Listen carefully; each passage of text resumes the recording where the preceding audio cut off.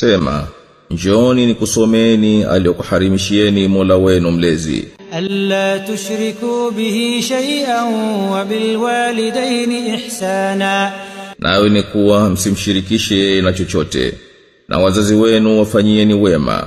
Wala taqtulu awladakum min imlaq.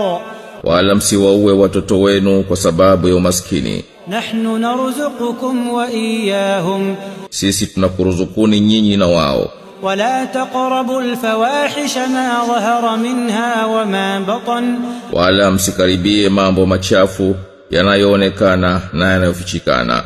ولا تقتلوا النفس التي حرم الله إلا بالحق. Wala msiue nafsi ambayo Mwenyezi Mungu ameharimisha kuiua ila ikiwa kwa haki.